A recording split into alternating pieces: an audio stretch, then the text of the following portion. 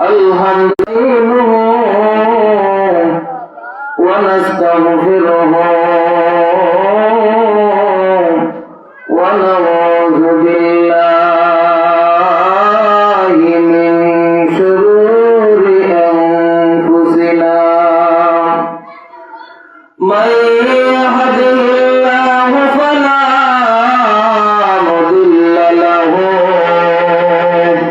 ومن يضلله فلا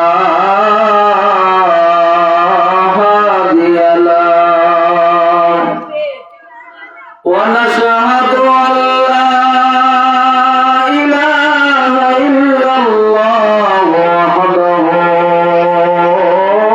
لا شريك له وأشهد أن محمدا عبده ورسوله أرسله بالحق بشيرا ونذيرا وداعيا إلى الله بإذنه وسراجا منيرا أما بعد فأعوذ بالله من الشيطان الرجيم بسم الله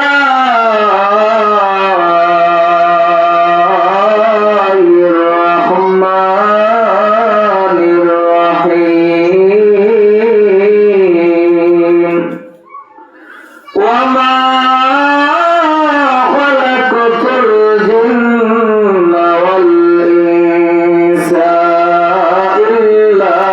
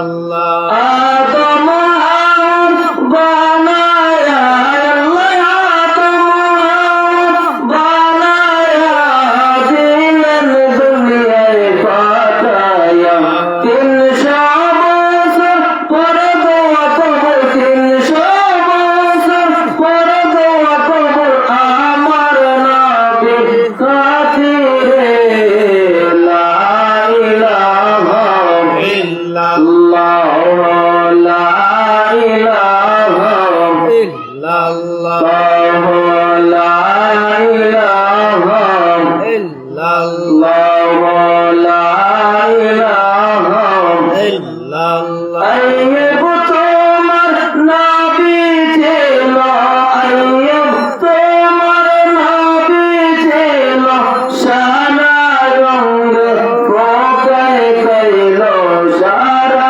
অঙ্গে ফোকায় কইল তোমায় বলল না গো ফাকে রব্বানা লা ইলাহা ইল্লাল্লাহ লা ইলাহা ইল্লাল্লাহ লা ইলাহা ইল্লাল্লাহ ইসব তোমার নবী ছিল ইসব তোমার নবী ছিল জুলাইকা সব ষড়যন্ত্রে লিপ্ত ছিল সাবি সারা কোতালা সাবি সারা কোতালা গো ফাকে রব্বানা লা ইলাহা ইল্লাল্লাহ লা ইলাহা ইল্লাল্লাহ লা ইলাহা ইল্লাল্লাহ মুহাম্মাদুর রাসূলুল্লাহ সাল্লাল্লাহু আলাইহি ওয়াসাল্লাম আলহামদুলিল্লাহ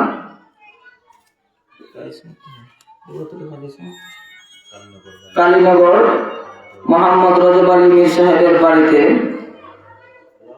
ওয়াজ মাহফিলের আয়োজন করা হয়েছে। আজকের ওয়াজ মাহফিলের সম্মানিত সভাপতি এবং উলামায়ে কেরাম, পর্দার অন্তরালে আমার মা ও বোনেরা, যুবক ভাইয়েরা, আল্লাহ পাক রব্বুল আলামিনের দরবারে শুকরিয়া জ্ঞাপন করি যিনি আপনি আমাকে এই সুন্দর এবং জান্নাতের বাগানে আসা এবং বসার তৌফিক দান করেছেন। এজন্য বলি আলহামদুলিল্লাহ। আজকে এটা হচ্ছে একটা জান্নাতের বাগান। এই জান্নাতের বাগানে আমাদের আসলে অনেক লাভবান হওয়া যায়। যারা এখনো বাড়িতে সময় নষ্ট করতেছেন, আমি আপনাদেরকে অনুরোধ করব যে মাহফিলে এসে জীবনের গুনাহগুলো মাফ করে নিন। কারণ রাসূল করিম সাল্লাল্লাহু আলাইহি সাল্লাম বলেন, যে গ্রামের মাধ্যমে একজন আলেমের কদম পড়ে, ওই গ্রামের যত মুর্দা গান আছেন আল্লাহ পাক তার আলেমের কদমের বরকতে সমস্ত মুর্দা গানের কবরে আযাব মাফ করে দেন। সুবহানাল্লাহ।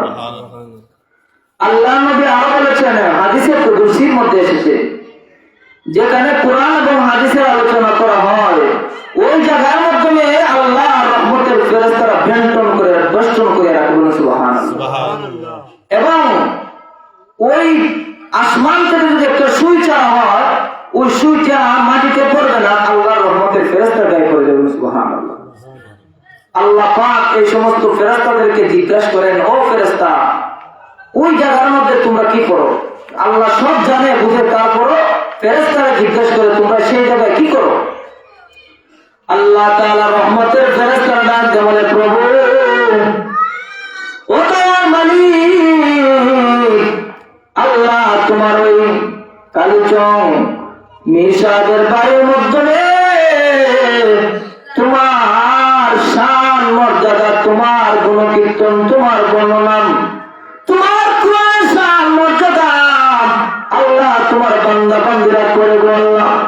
এই শান মর্যাদা, এই বর্ণনা আমরা সমস্ত ফেরেশতা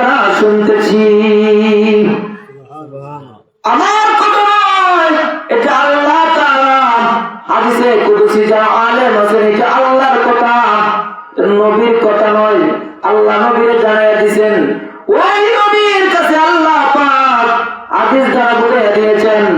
ওই সময় আল্লাহ রাব্বুল আলামিন বলেন, ফেরেশতারে আমার ওই সমস্ত বান্দা বান্দীরা কি আমার দেখছে কোনদিন? ও ফেরেশতা, তারা কি আমার কোনদিন দেখছে? আল্লাহ গোলাম আপনারা দেখে নাই কোনদিন। যদি আল্লাহ তোমার দেখতো তাহলে আরো বেশি বেশি তোমার বান্দা বান্দীরা তোমার গুণকীর্তন, তোমার শান মর্যাদা বর্ণনা করতো।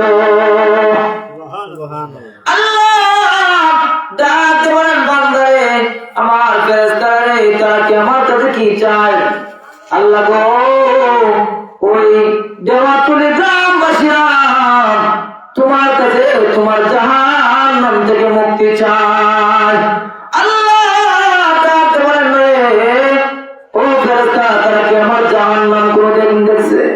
আল্লাহ গো, কোনদিন তোমার জাহান্নাম দেখে নাই। যদি দেখতো মওলা তাহলে আরো বেশি বেশি তোমার জাহান্নাম থেকে মুক্তি চাইতো। ওই সময় আল্লাহ পাক বলেন, রে ফেরেশতা তোমরা সাক্ষী থাকো, এই জায়গার জান্নাতের বাগানে যারা আসছে বসে আমি আল্লাহ তোমাদেরকে সাক্ষী রাখিলাম। আমার ওই সমস্ত বান্দা বান্দীদেরকে আমি আল্লাহ জাহান্নামের আগুন থেকে মাফ করে দিলাম। তারপর আল্লাহ পাক বলেন, বান্দারে তারা আমার কাছে কি চায়? আল্লাহ রহমতের ফেরেশতা ডাকতে বলে, প্রভু আল্লাহ তোমার সমস্ত বান্দা বান্দীরাম তোমার কাছে তোমার পবিত্র জান্নাত চায়। আল্লাহ রাব্বুল আলামিন বলেন, তা কি আমার জান্নাত কোনদিন দেখছে? না না, তোমার জান্নাত যদি দেখতো রাব্বুল আলামিন তাহলে আরো বেশি বেশি করে তোমার কাছে জান্নাত তারা চাইতো। আল্লাহ রাব্বুল আলামিন যখন সময় বলেন, এ আমার রহমতের ফেরেশতা তোমরা সাক্ষী থাকো, আমি আল্লাহ তাআলা আমার ওই সমস্ত বান্দা বান্দীরে আমি আল্লাহ জান্নাতের মালিক বানাইয়া দিলাম। এই জন্য এটা জান্নাতের বাগান। এবার পর্দার অন্তরের মা বোনেরা, আজকে এই সুন্দর জান্নাতের বাগানের মাধ্যমে আপনারা আসেন, এই কথা শুনেন, কোরআন হাদিসের কথা শুনে একটু আমল করার চেষ্টা করেন। আল্লাহ রাব্বুল আলামিন আপনাকে সাধারণ বানাইছেন। এলাকাবাসী যুবক ভাইরা, আমার মা বোনেরা, যুবক যুদ্ধ বাবারা, এই জান্নাতের বাগানে আসলে আল্লাহ পাক রব্বুল আলামিন কিয়ামতের ময়দানে তোমাকে এই মাহফিলে রচনা করে মাফ করে দিবেন। আমি সেই দিকে যাব না, আমি আপনাদের সামনে একটা আয়াত তেলাওয়াত করেছি। ওই আয়াতের মাধ্যমে আল্লাহ পাক রব্বুল আলামিন কি বলেছেন? আল্লাহ বলেন, ওয়া মা খালাকাতুল জিন্না ওয়াল ইনসা ইল্লা লিয়াবুদুন। আল্লাহ বলেন, আমি আমার মানব জাতি এবং জিন জাতিকে আমি আল্লাহ বানাইছি একমাত্র আমার ইবাদত করার জন্য। কেন আমরা ইবাদত করব? আল্লাহ আমাকে এত সুন্দর করে বানাইছে যে দুনিয়ার সব কিছু আল্লাহ বানাইছে আল্লাহর হুকুম দিয়া। 6 দিনের ভিতরে সমস্ত আসমান জমিন লৌহ কলম মাছ সব কিছু তৈরি হয়ে গেছে। কিন্তু দুনিয়া আমাকে আল্লাহ তেমনি ভাবে বানায় নাই। মার গর্ভে আমাদেরকে 10 মাস 10 দিন রাখিয়াম। সমস্ত দেহকে নির্মাণ করার পর আল্লাহ পাক আমার মুখটাকে বলেছেন, ফেরেশতারে তোমরা সেই জায়গা নির্মাণ করিও না। এ ফেরেশতা, আমার বান্দা সেই চেহারাটা আমি আল্লাহ কুদরতি ভাবে বানাইয়া দিব। তাই না, শুনো, আল্লাহ আমাকে 3.5 হাত বুটির মধ্যে এমন নিয়ামত দিয়েছে। আমার যুবক ভাইরাম, আল্লাহ তোমারে আমারে কি সুন্দর করে বানাইছে। যার একটা হাত নাই, যার একটা পা নাই, সে বুঝে তার হাতের কত মূল্য। যার পা নাই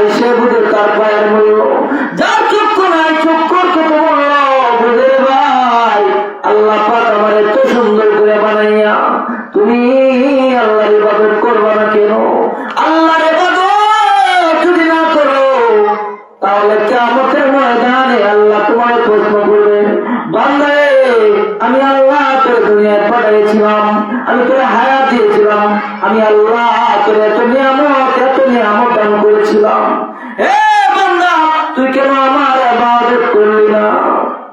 একদল মানুষ আছে বড় লোক, ধনী, কোটি কোটি টাকার মালিক, তারা বলবে আল্লাহ গো কিয়ামতের ময়দানে বড় লোকরা দাঁড়ায় বলব, আল্লাহ আমি টাকার মালিক, তুমি আমারে বানাইছিলা, আল্লাহ আমার এত সম্পদ তুমি দান করেছিলা, ও মাবুদ তোমার এত সম্পদ পাইয়া সম্পদের জামালায় পড়িয়া আল্লাহ তোমার ইবাদত করি নাই, করতে পারি নাই, আল্লাহ তুমি তো আমাদের এত টাকা পয়সার মালিক বানাইছিলা, এত জমিদারের মালিক বানাই দিয়েছিলা গো আল্লাহ।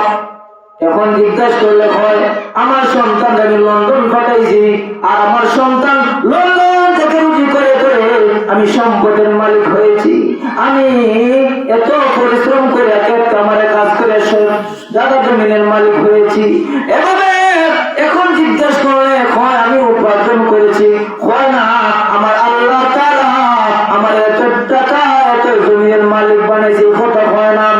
এখন নিজে উপার্জন করেছে, নিজে ইনকাম করেছে বলে আমি এই ঘোষণা দেন, কিন্তু কঠিন হাসরের ময়দানে আল্লাহ যখন জিজ্ঞাসা করবে বান্দারে তুমি কেন আমার ইবাদত করলা না, কেন আমার উপাসনা করলা না, তখন সময় ডাকতে বলে প্রভু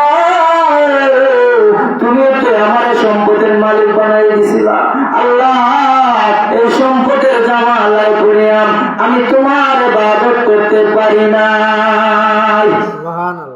তারপর আল্লাহ পাক ডাকতে বলবেন বান্দারে তুমি মিথ্যা কথা বলেছো, বান্দা তোর আমি কতটুকু সম্পদের মালিক বানাইছি, সামান্য সম্পদের মালিক হইয়া আমার নামাজ ছেড়ে দিয়েছ, হজ ছেড়ে দিয়েছ, রোজা ছেড়ে দিয়েছ, এ বান্দা আমি তোর থেকে আমি কত বড় সম্পদের মালিক বানাইছি জানোস নি?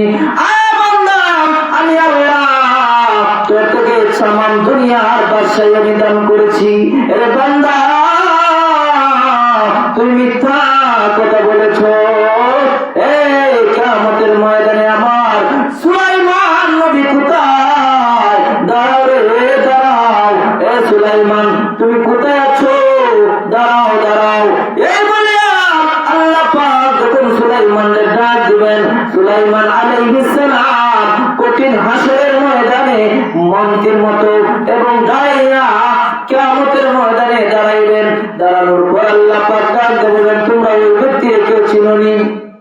যারা দেখছে বলে আল্লাহ আমরা চিনি, যারা দেখে নাই আল্লাহ আমরা চিনি না, আমরা চিনি না। কিয়ামতবাসীরা দেখো ওই ব্যক্তি আমার সুলাইমান পয়গম্বর, আমি তার কত সম্পদের মালিক বানিয়েছিলাম, আমি তামাম দুনিয়ার বাদশাহী আমি আমার সুলাইমানকে দিয়েছিলাম। গ্রামবাসীরা শোনো, আল্লাহ পাকের দরবারে চার পাবে না, চার পাবে না, ইবাদত করতে মন চায় না। ওই সুলাইমানকে জিজ্ঞাসা করার পর সুলাইমান বলেন আল্লাহ পাক ডাকতে বলেন ওরে আমার কিয়ামতবাসীরা শোনো, আমার সুলাইমান একদিন আসরের নামাজ কাজা হয়ে যাওয়ার কারণে তার উঠতে ভোর থেকে একটা সফর করা আসার কারণে উঠে সময় মতো তারা পৌঁছাইতে পারে নাই, না পারার কারণে আল্লাহ পাক রব্বুল আলামিনের বান্দা হযরত সুলাইমান নবী 1000 উটের ঠ্যাং কেটে ফেলে দিয়েছিলেন। এবং ওই কিয়ামতের ময়দানে আল্লাহ পাক জিজ্ঞাসা করেন আমার সুলাইমান কেমন সম্পদের মালিক আছে জানোনি? একদিন আল্লাহ বলেছিলেন ও সুলাইমান, সুলাইমান আলাইহিস সালাম আল্লাহর পয়গম্বর এমন সম্পদের মালিক হয়েছিলেন যে বলছিলেন আল্লাহ তোমার কাছ থেকে আমি একটা অনুমতি চাই, আল্লাহ গো আমি তো আমার ধনভাণ্ডার থেকে আমার সম্পদ থেকে আমি তামাম দুনিয়ার মাখলুককে একটা মাস আমি খাওয়াইতে চাই। বলে সুবহানাল্লাহ। এক মাস খাওয়াইতে চাই, তার সম্পদ থেকে বের করতে চাই এবং তামাম দুনিয়ার মাখলুকাতে। আল্লাহ বলেন না সুলাইমান তুমি পারবা না। ও মালিক তাহলে একটা মা যদি আমাকে অনুমতি না দেন তাহলে একটা আমাকে একটা সপ্তাহ খাওয়ানোর অনুমতি দেন। আল্লাহ বলেন না, পারবা না। আল্লাহ এক সপ্তাহ যদি না দেন তাহলে একটা দিন খাওয়াবার অনুমতি দেন। ও মালিক, আমি আমার ধনভাণ্ডার থেকে আমি আমার মাখলুকাতকে খাওয়াইতে চাই। আল্লাহ বলেন না রে সুলাইমান, না না, তুমি পারবা না। তাহলে আল্লাহ আমার একটা রক্ত খাওয়ানোর তৌফিক দেন। আল্লাহ আমার একটা রক্ত খাওয়ানোর অনুমতি দেন। আল্লাহ বলেন না রে সুলাইমান, না না, একটা রক্ত তুমি খাওয়াইতে পারবা না। আমি তোমার এত সম্পদ আমি আল্লাহ দেই নাই। তখন সুলাইমান বলে তাহলে আল্লাহ আমার একটা রক্ত খাওয়াবার অনুমতি দেন। আল্লাহ বলেন তাও পারবা না, যাও। আমি সুলাইমান, তুমি যখন এত রিকোয়েস্ট করতেছো, এতবার বলতেছো, আমি আল্লাহ তোমার একটা রক্ত খাওয়াইবার অনুমতি দিলাম। অনুমতি পাওয়ার পর সুলাইমান নবীর কথা জিন জাতিরা শুনতো, সমস্ত মাখলুকাত সুলাইমান নবীরও কথা শুনতো। এরপর আল্লাহ নবী বললেন, হে সুলাইমান আলাইহিস সালাতু ওয়াস সালাম, জিন জাতিকে মানব জাতিকে বললেন, যাও তোমরা আমার সম্পদ থেকে তোমরা খাওয়ান পাকাইতে থাকো, খাওয়ান পাকাইতে থাকো। হযরতে সুলাইমান আলাইহিস সালাম সমস্ত মাখলুকাতকে খাওয়ানোর জন্য মাঠের পর মাঠ ঘুরে ঘুরে খাওয়ান বানাইছে। এখন আল্লাহ বলে, আল্লাহ আমি তো খাওয়ান বানাইছি, এখন তুমি অনুমতি দেন, আমাকে অনুমতি দেন। আমি সাগরের পানি দিয়ে খাওয়াই পাবে না জমিনের পানি দিয়ে খাওয়ানো শুরু করবো? আল্লাহ বলেন, সুলাইমান তোমাকে আমি অনুমতি দিলাম, যেটা যে চাও দিয়ে খাওয়াইবো, খাওয়ানো শুরু করো। আল্লাহ তাহলে সাগরের পানি দিয়ে শুরু করে দেবে। আল্লাহর পয়গম্বর হযরত সুলাইমান আলাইহিস সালাম সাগরের পাড়ে গিয়ে বলেন, রে মাছ আসলে আল্লাহর হুকুম পাইয়া তোমরা আসো। আমি আল্লাহ তো আল্লাহর হুকুমে তোমাকে বলি, তোমাদেরকে বলি, তোমরা আমার দাওয়াত গ্রহণ করো। আমি তোমাদেরকে একটা বেলা খাওয়াইতে চাই। আল্লাহর নবীর পয়গম্বর সুলাইমান নবী তখন সময় অনুমতি দেওয়ার পর আল্লাহর হুকুম কথা বলার কারণে সাগর থেকে একটা বিশাল বড় মাছ সাগর থেকে উঠে গেছে। এখন খাওয়ানোর সামনে যখন গেছে দেখা যায় মাছে এক রুকময় খাই দিব, এত খাওয়ার বানাইছে, দেখা যায় মুখের মধ্যে যেভাবে হা করছে সব খাওয়ার খাইয়ে দেব। এখন অনুমতি পাওয়ার পর মাছে কি করছে, এক রুকমায় সমস্ত খাবার খাই দিয়েছে। যদি আপনার বাড়িতে 1000 মানুষের আয়োজন করেন আর একজনে যদি সব মাছ খাওয়া খাই যায়, তাহলে আপনার মনটা কি করবো? লজ্জা তো করছেন। এখন কিবা দিয়া মানুষের সমাজের কোন কি জবাব দিব, আমি এখন চিন্তিত হয়ে যাবেন। তো দ্রুপদে সুলাইমান আলাইহিস সালামও চিন্তিত হয়ে গেছেন, আমি এত মাখলুকাতকে খাওয়ানোর আয়োজন করলাম, এখন এক মাছই সব খাইছে, বাকিটা আমি কি খাওয়াই? মাছে বলে, ও সুলাইমান আরো তো খাবার। সুলাইমান নবীর পিছে রাগ, হে মাছ রাক্ষসের করে রাক্ষস, এত খাবার বানাইছে, এক লোক খাই দিছ, আমি এখন বাকিটা কি জবাব দিব? এখন আল্লাহর পয়গম্বর সুলাইমান নবী যখন রাক্ষস বলে গালি দিলেন, কথা বললেন, মাছ আল্লাহর কাছে জবান খোলার জন্য অনুমতি চায়। আল্লাহ জবান খুলে দিলেন। মাছে ডাকতে বলে, প্রভু তোমার সুলাইমান দাওয়াত করে আমারে একটু খাবার খাওয়াইয়া এখন আমারে বলে, আমি বলে না রাক্ষসের করে রাক্ষস। ও সুলাইমান, তুমি আমারে খাবার দিয়া তুমি গালি দিলে, এটা তো নবীর শোভা পায় না। মেহমানদের দাওয়াত করে মেহমানদের বেজ্জতি করা নবীর আদর্শ না। এ সুলাইমান, তুমি যে আমারে গালি দিলা, কিয়ামতের ময়দানে আল্লাহর দরবারে কি জবাব দিবা? এ সুলাইমান, তুমি নবী হইয়া কিভাবে কথাটা বললা? এখন সুলাইমান আলাইহিস সালাম বলে, তুমি আমার যে খাবার দিছো, প্রতিদিন আল্লাহ আমাকে একটা ওয়াক্তের মাধ্যমে এর যত পরিমাণ খাবার দিছো, এর থেকে আরো 3 গুণ পরিমাণ আল্লাহ আমার প্রতিদিন রিজিক খাওয়ায়। সুবহানাল্লাহ। এরপর বলে সুলাইমানকে বলেছে, তুমি যে খাবার দিছো এই খাবার আমার পেটের 2 ভাগের 1 ভাগ পড়ছে, আরো 2 ভাগ বাকি আছে। আল্লাহ তো আমার আজকে খাবার দিবে না, আজকে তো তুমি আমার খাবার দিছো, আল্লাহ আজকে আমার খাবার দিবে না, তুমি আমার আরো বাকি খাবার দাও। যেই মাত্র কথা বলছে সুলাইমান নবী আল্লাহর কুদরতি পায়, সে তারপরে বলে, প্রভু ও মালিক,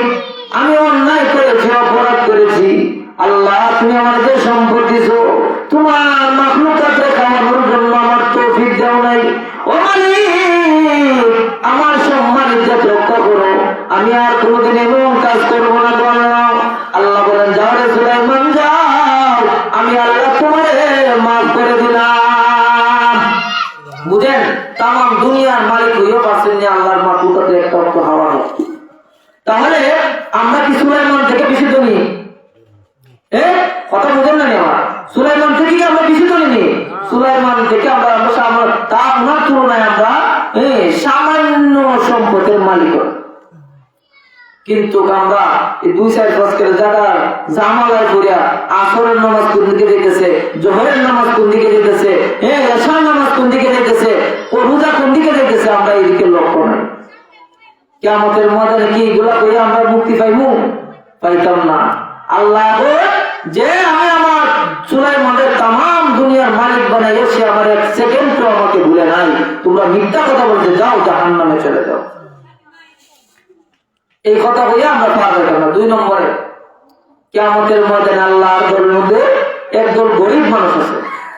গরিবদেরকে আল্লাহ ডাক দিবেন, ও গরিব লোকেরা কোথায় আছে, দাঁড়াও। আল্লাহ দরবারে গরিব লোকেরা দাঁড়াইবেন, ও মালিক কিসের জন্য তুমি আমাদেরকে ডাকছো? আল্লাহ বলবেন তোমার আমি 70 বছর, 80 বছর, 100 বছর হায়াত দিয়েছিলাম। এবং তুমি আমার হায়াত পাইয়া তুমি আমার ইবাদত করো না কেন? জবাব দেও। তখন সময় আল্লাহ বান্দা বান্দিরা বলবে মালিক তুমি আমাদেরকে দুনিয়ায় পাঠাইছিলা গরিব বানাইয়া, পেটের জ্বালায়, আল্লাহ বাচ্চার জ্বালায় সারাদিন কাজ কাম করিয়া তোমার ইবাদত করতে পারি নাই। আল্লাহ ও মালিক তুমি তো আমাদেরকে গরিব বানাইয়া পাঠাইছো। আল্লাহ আমি কেমনে তোমার ইবাদত করতে আসলাম? ও মালিক গরিব বানাইয়া তুমি আমার পাঠাইলা, আল্লাহ সেই জন্য আমরা তোমার ইবাদত করতে পারি নাই। ও রব্বুল আলামিন গরিব তো তুমি বানাইছো, সেই জন্য আমরা তোমার ইবাদত করতে পারি নাই। আল্লাহ বলেন তুমি মিথ্যা কথা বলছো, তোমার থেকে আমার আরো নিম্ন স্তরের গরিব ছিল আমার আবু বকর। আবু বকর কোথায় আছো? দাঁড়াও, দাঁড়াও রে আবু বকর কোথায় আছো? দাঁড়াও। তোমার থেকে নিম্ন স্তরের গরিবরা কি বলে শুনো। আল্লাহর দরবারে কিয়ামতের ময়দানে হযরত আবু বকর দাঁড়াইবেন যখন, আল্লাহ বলবেন তোমরা কি তার চিনো? কেউ যারা দেখছে তারা বলবে আল্লাহ আমরা চিনি, যারা দেখছে না বলবে আল্লাহ আমরা চিনি না। ও কিয়ামতবাসীরা শুনো রে, আমার আবু বকর কেমন দুনিয়া ছিল। সে আমার নবীর খেদমতে, আমার দ্বীনের জন্য, আমার ইসলামের জন্য দান করতে করতে করতে করতে গরিব হয়ে গেছে। একদিন নবীজি মসজিদে নববীর মধ্যে বসা, একদিন নবীজি মসজিদে নববীর মধ্যে বসার পর আল্লাহ নবী রাসূল করিম সাল্লাল্লাহু আলাইহি ওয়াসাল্লাম আপনার এদিকে মুরগি এদিকে যারা আছে বলুন বন্ধ করো বলেন আল্লাহ নবী হযরত আবু বকর রাদিয়াল্লাহু তাআলা আনহু গরিব হইয়া দান করতে করতে আল্লাহ রাসূল সাল্লাল্লাহু আলাইহি ওয়াসাল্লামের খেদমতে একদিন দেখেন হযরত রাসূল করিম সাল্লাল্লাহু আলাইহি ওয়াসাল্লাম জিবরাইল আলাইহিস সালাম নবীর খেদমতে আসেন। অন্যান্য দিন আসতেন অন্যভাবে, আজকে দেখা যায় হযরত আবু বকর এক কোণা দিয়ে নামাজ পড়েন, সালাতটা পরিধান কইরা। হযরত জিবরাইল আলাইহিস সালাম নবীর কাছে আসছে সালাতটা পরিধান কইরা। আল্লাহ হযরত রাসূল করিম সাল্লাল্লাহু আলাইহি ওয়াসাল্লাম বলেন যে ও জিবরাইল তুমি করি বইলা না আমার আল্লাহ করি দিয়েছে, তুমি একজন আল্লাহর নূরের ফেরেশতা, তুমি আজকে কেন সালাতটা পরিধান করছো? আল্লাহ নবী রাহমাতুল লিল আলামিন জিবরাইলকে জিজ্ঞাসা করার পর জিবরাইল বলে রব্বুল আলামিনের নবী, ও দয়ার নবী রাহমাতুল লিল আলামিন, আজকে দেখেন কোনার মসজিদের এক কোণার মধ্যে আবু বকর দাঁড়াইয়া দাঁড়াইয়া নামাজ পড়তেছে সালাতটা পরিধান করিয়া। আমার আল্লাহ সমস্ত ফেরেশতাকে আবু বকরের শোক পালন করার জন্য আল্লাহ পাক রব্বুল আলামিন হুকুম করেছেন যে ফেরেশতারা তোমরা প্রত্যেকে আমার আবু বকর গরিব হইয়া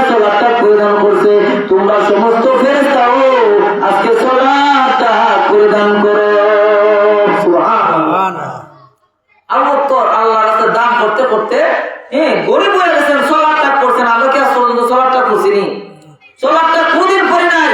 আমাদের ঘরের মাধ্যমে শুধু কাপড় আর কাপড়, আংলায় জায়গা হয় না, বিটকিসে জায়গা হয় না, সুকিসে জায়গা হয় না, এত পরিমাণ কাপড় আমাদের, এত আমরা এত আমাদের না খাইয়া আসতে কেউ ঘুমায় নাই। হযরত আবু বকর না খাইতে খাইতে সাত করে দিকে আল্লাহ রহমতের ফেরেশতা বলেন, রব্বুল আলামিনের নবী আপনার আবু বকরের শোক পালন করার জন্য আজকে আমরা সকল রহমতের ফেরেশতারা সালাতটা প্রদান করেছি। আল্লাহ বললেন, ওরে কিয়ামতবাসীরা দেখো, আমার আবু বকর আমার রাস্তা দান করতে করতে এমন ভাবে গরিব হয়ে গিয়েছিল, তোমরা সমস্ত গরিব লোকরা মিথ্যা কথা বলেছো, যাও যাও তোমরা জাহান্নামে যাও। আল্লাহর ইবাদত ছাড়া কোনো মুক্তি নাই, বাহানা দিয়ে চলবে না। আমার গরিব ছিলাম, আমি খাইতে পারি নাই, এই বলে আল্লাহর দরবার থেকে আমরা মাপ পাবো না। আমার যুবক ভাইয়েরা, মুরব্বী আল্লাহ শুনেন, তারপর আল্লাহ পাক রব্বুল আলামিন কিয়ামতের ময়দানে একজন সুন্দর যুবক যুবতীদেরকে ডাক দিবেন। আজকে সুন্দর যুবতীরা, সুন্দর যুবকরা চেহারা পাইয়া যেমনে চায় সেমনে চলতেছে, রাস্তাঘাটে বাজারে খালি শুধু পেছন ধরে ধরে আজকের মেয়েরা, আমাদের মা বোনরা রাস্তাঘাটে চলতেছে। কিয়ামতের ময়দানে আল্লাহ পাক সুন্দর যুবকদেরকে বলবেন, সুন্দর যুবতীদেরকে বলবেন, ও মহিলারা, ও সুন্দর যুবকরা, তোমরা কেন রে আমার ইবাদত করলা না? তোমরা কেন আমার ইবাদত করলা না?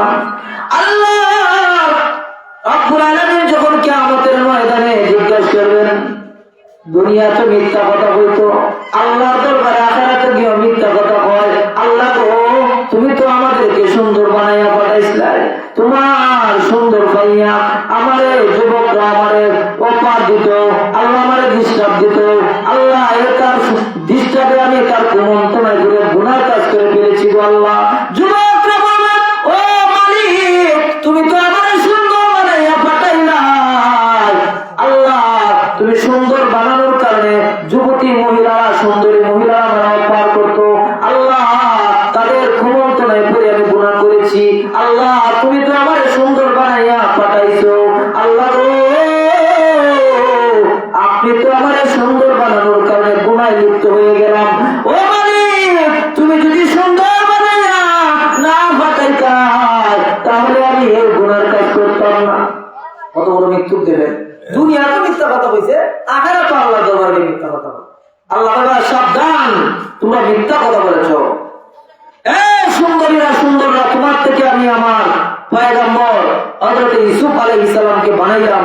আমার ইউসুফ নবী কেমন সুন্দর ছিলেন, যে ইউসুফ আলাইহিস সালামকে মিশরের মহিলা দেখে হাত পর্যন্ত কেটে ফেলেছিল। এই আমার ইউসুফ আলাইহিস সালাম কোথায় আছো? দাঁড়াও, আমার তোমার থেকে নিম্ন স্তরের সুন্দর সুন্দরীরা কি বলে শোনো। ইউসুফ আলাইহিস সালাম দাঁড়াও। আল্লাহ পয়গম্বর ইউসুফ আলাইহিস সালাম কিয়ামতের ময়দানে দাঁড়াইবেন। দাঁড়ানোর পর আল্লাহ ইশারা দিয়ে বলবেন, তোমরা তারা চিনো?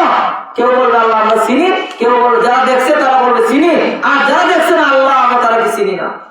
আল্লাহ বলেন, দেখো আমার কি হচ্ছে, আমার ইউসুফ পয়গম্বর তারে জুলাইকা 7টা কক্ষের ভিতরে ঢুকাইছি না।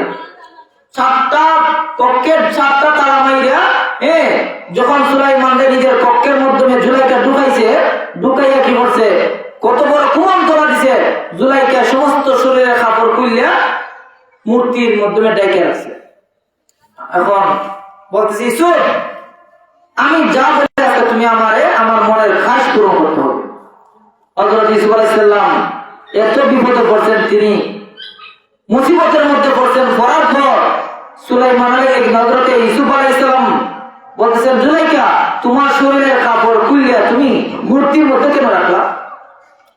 হয় আমি কাজটা করতাম কেমনে, আমার খোদা আমার দ্বারা খারা, আমার খোদা আমার দেখবো, এই জন্য তার আমি দেখে রেছি। এখন ইউসুফ আলাইহিস সালাম বলেন, জুলাইকা শুনো, তুমি যে আল্লাহরে ইবাদত করো, যে মালিকের ইবাদত করো, তারা ডাইকে লাইলে সে দেখে না।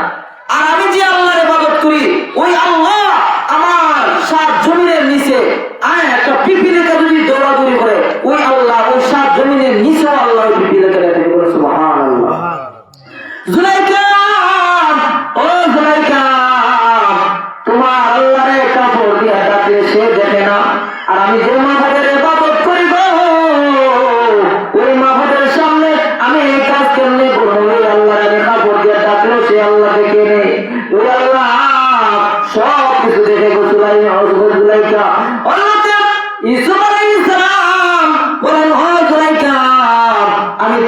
সাথে এই কাজ করতে পারবো না। হযরতে ইউসুফ আলাইহিস সালাম দেখেন ওনার বাবারে একটা আঙ্গুলের মধ্যে কামড় দিয়ে বসে আছেন। হযরতে রাসূল করিম সাল্লাল্লাহু আলাইহি সাল্লাম বলেন একটা আয়াত সূরা হযরতে ইউসুফ আলাইহিস সালামকে শোনায়া দিয়েছে,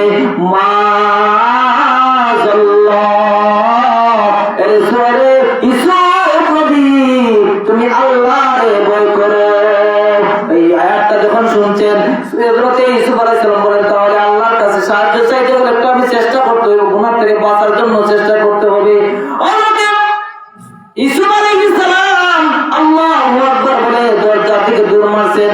যেই মাত্র দরজার সামনে গেলেন আল্লাহ পাক রব্বুল আলামিন কুদরতি সাহায্যে প্রথম দরজার তালাটা গেট থেকে খুলে পড়ে গেছে। বলে সুবহানাল্লাহ। দুই নম্বরে যেই মাত্র আল্লাহর পয়গম্বরের প্রথম দরজাটা খুলে গেছে, দ্বিতীয় দরজাও আল্লাহু আকবার বলেছেন, দ্বিতীয় দরজাও খুলে গেছে, তৃতীয় দরজা এবং সাতটা দরজা যখন পার হয়ে গেছে, এমন অবস্থায় জুলাইখা কি বললো, ইউসুফ আলাইহিস সালামের পাঞ্জাবির পিছনে দিয়ে রাখছে, টান দিয়ে ধরে রাখছে, তিনি দৌড় শুরু করে দিয়েছেন। যেমন ভাবে ধরছে হযরত ইউসুফ আলাইহিস সালামের পাঞ্জাবি ছিঁড়ে তিনি দৌড় শুরু করে দিয়ে গেছেন। আর সামনে গিয়ে দেখা যায় আগে যে মিছিল, এখন জুলাইখা বলতেছে, দেখছুনি তোমার গোলামে আমার সাথে কি কাজ করতে চাইছে, ও স্বামী আমার, তার বিচার করার দরকার, সে আমার সাথে অন্যায় কাজ করতে চাইছিল, স্বামী তার জেলে দেওয়ার দরকার। যে মাত্র কথা বলছে হযরত ইউসুফ আলাইহিস সালাম বলেন, না না আমি কাজ করতে পারি নাই, ও যে মিছিল, আমি তোমার সাথে তোমার স্ত্রীর সাথে এই কাজ আমি করি নাই, ওই সেই আমাকে প্রবঞ্চনা দিয়েছে, গুনার জন্য আমাকে চেষ্টা করেছে, আমি দৌড় দিয়ে ঘর থেকে বাইরে হয়ে গেছি। এমন অবস্থায় একজন মহিলা দেখা যায় একটা শিশু বাচ্চা নিয়ে গেছে। তখন ইউসুফ আলাইহিস সালাম বলেন, এই ছোট বাচ্চাটা তো একটা নিষ্পাপ, সে যদি বলে আমি অন্যায় করছি তাহলে আমি অন্যায়কারী, আর সে যদি বলে আমি না আমি অন্যায়কারী না, তাহলে আমি মুক্তি চাই। শিশু দুধের বাচ্চা আল্লাহ তার জবান খুলে দিছে। এখন আজিজি মিছিলে বলে, আজিজি মিছিল, আগে একটা পরীক্ষা করো যে ইউসুফ আলাইহিস সালামের সামনের দিকে পাঞ্জাবি ফাড়া না পিছন দিকে পাঞ্জাবি ফাড়া, এটাকে বার করো। যদি পিছন দিকে পাঞ্জাবি ফাড়া হয় জুলাইখা দোষী, আর সামনের দিকে যদি পাঞ্জাবি ফাড়া হয় তাহলে ইউসুফ আলাইহিস সালাম দোষী। এখন আজিজি মিছিল পরীক্ষা হয়ে গেল পিছন দিকে আর তার পাঞ্জাবি ফাড়া, এখন তো সে বুঝে লাইছে। তারপরে ছোট মাসুম বাচ্চা যার জবান নাই, সে জবান খুলে গেছে, তাহলে তুমি বিশ্বাস করার কথা নেই, বিশ্বাস করে গেছে। আল্লাহ এইদিকে আমি আর যাবো না, সেই জন্য গুনার দিক থেকে ইউসুফ আলাইহিস সালাম কিভাবে রক্ষা করছেন। ইউসুফ আলাইহিস সালাম সুন্দর হইয়াও গুনার কাজ করে নাই, এই জন্য আল্লাহ পাক বললেন কিয়ামতের ময়দানে, ওরে সুন্দর সুন্দররা, তোমরা মিথ্যা কথা বলেছো, তোমরা তো ইউসুফ নবী থেকে এত সুন্দর হও নাই, ও সুন্দরী সুন্দররা, তোমরা যাও যাও, আমার আল্লাহ আমি আল্লাহর ইবাদত করো নাই, যাও তোমাদেরকে আমি আল্লাহ জাহান্নামের মেহমান বানাইয়া দিলাম। সুবহানাল্লাহ। সুন্দরী সুন্দররা কি কথা হয়ে রেহাই পাইব?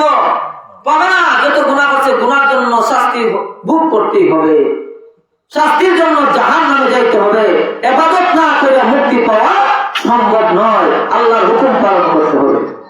এখন আরেকজন খালা আছে না, খালা মানুষ আছে না, খালা মানুষ হইব, আমার আল্লাহ কিয়ামতের ময়দানে দাঁড় করাইবেন, ও খালা মানুষরা তোমরা কেন আমার ইবাদত করো? আল্লাহ আমাদেরকে খালো বানায় দুনিয়া পাঠাইছেন, আমরা সমাজের মধ্যে দেখুন না শর্মাইয়া লজ্জায়। খালো মানুষ আছে না, আফ্রিকার জঙ্গলে কত বিশ্রী মানুষ, অথচ বেলাল কালো ছিলেন। অথচ রাসূল করিম সাল্লাল্লাহু আলাইহি ওয়াসাল্লাম বলেন, আল্লাহ পাক বলেন তোমরা কেন আমার ইবাদত করলা না? খালোরা বলল, আমাদেরকে খালো বানাইছিলেন, আমরা সমাজে গেছি না, মসজিদে গেছি না, ইবাদত করতে পারছি না, আল্লাহ তুমি তো আমাদেরকে খালো বানাইছো। এখন আল্লাহ তাআলা মিথ্যা কথা বলেছে, তোমাদের থেকে আমি আমার বেলালে এত কালো বানাইছি, বেলালের নাক ঠিক ছিল না, বেলালের নাক রেলের পাতের মধ্যে ছিল, বেলাল এত কালো ছিল, বেলালে এত কালো আমি আল্লাহ বানাইছিলাম। ওই বেলালে সুমাইয়া এত পাথরের মাধ্যমে বুকের মাধ্যমে পাথর রাখিয়া কষ্ট দিছে, নির্যাতন করেছে। আমার বেলাল আমার একটা সেকেন্ডের জন্য আমারে বলে নাই, আহাদ আহাদ বলে ডাকছে,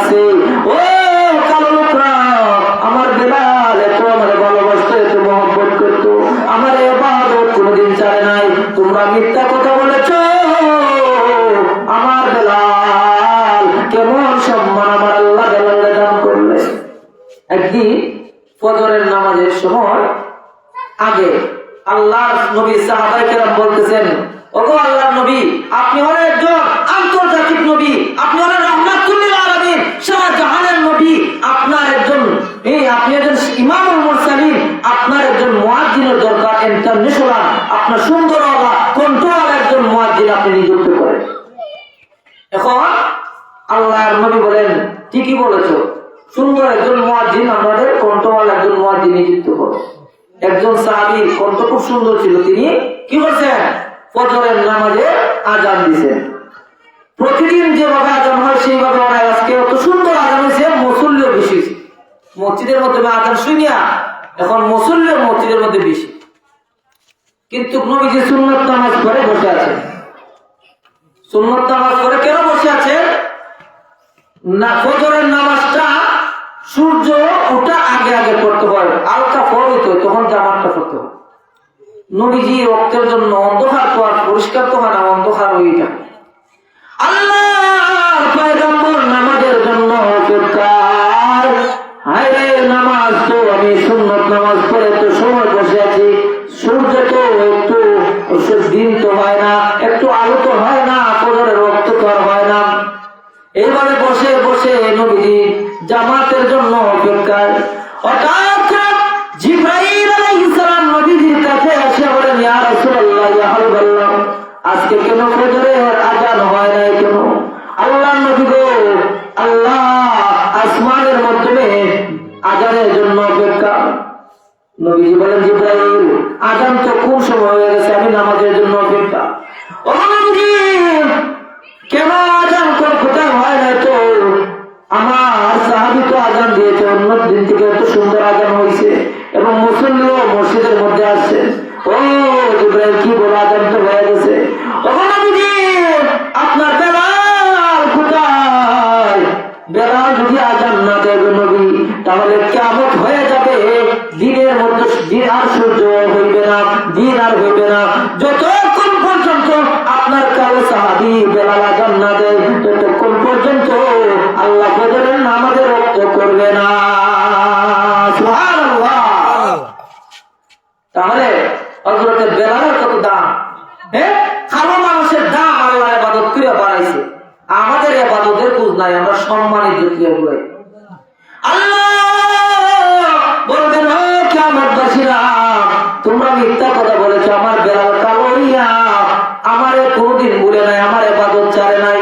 এ যুবক ভাইরা, মুরব্বিয়ানরা, আল্লাহর ইবাদত ছাড়া কিয়ামতের ময়দানে মুক্তি পাওয়া সম্ভব নয়।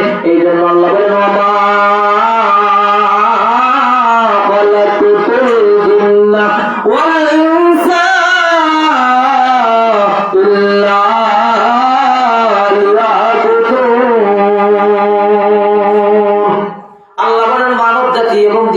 আমি আল্লাহ বানাইছি একমাত্র আমার ইবাদতের জন্য। আমাদেরকে বানাইছে একমাত্র কিসের জন্য? ইবাদত করার জন্য, আর কোনো কাজের জন্য নয়। আমরা তো দুনিয়াদারি নিয়ে ব্যস্ত হয়ে গেছি, সামান্য অসুস্থ হয়ে গেলে এখন আমি মসজিদে যেতে পারি না, গরম নামাজ পড়তে পারি না, সিয়াসার নামাজ পড়ি না, সামান্য একটু হালকা আমাদের অসুস্থ হয়ে গেলে আমরা কত বাহানা করি, এমনি আমরা নামাজ থেকে পারি হয়ে যাই। কিয়ামতের ময়দানে আল্লাহ জিজ্ঞাসা করবেন রোগীদেরকে, তোমরা কেন আমার ইবাদত করো?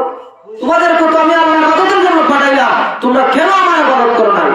আল্লাহ, রূপ তো তুমি দিছিলা, ও আল্লাহ, তুমি তো আমাদের প্যারালাইসিস করে বানাইছো, আমার কোমরে ধরা আছে, আঁটুর ধরা তুমি তো দিলা, আল্লাহ সেই জন্য তো তোমার ইবাদত করতে পারিনি। আল্লাহ বলবে, মিথ্যা কথা বলছো, এই মিথ্যা কথা, কিয়ামতের ময়দানে আমার সামনে বলেছো, তোর থেকে আমি আল্লাহ আমার আইয়ুব নবীকে তুরুপ দিয়েছি। আইয়ুব আলাইহিস সালাম তো আমাকে একটা সেকেন্ডও বলে না। আইয়ুব আলাইহিস সালাম আল্লাহ কেমন রূপ দিয়েছিলেন, সারা শরীর কুষ্ঠ রোগ হয়ে গেছে, কিরা পড়ে গেছে শরীরের মাধ্যমে। হযরত আইয়ুব সারা শরীর যখন কুষ্ঠ রোগ হইয়া আল্লাহর পয়গম্বর বিছানার মধ্যে পড়ে গেছে, মানুষ তারা ঘিন্নাইয়া গ্রাম থেকে বাইর করে দিছে। আল্লাহর নবী হযরত আইয়ুব আলাইহিস সালাম এত রূপ পাইয়া আল্লাহরে বলে নাই, আল্লাহ আল্লাহ জিকির করে আল্লাহরে বলে নাই। ওই সময় আল্লাহ পাক রব্বুল আলামিন এমন ভাবে তারে সমস্ত শরীর ফসা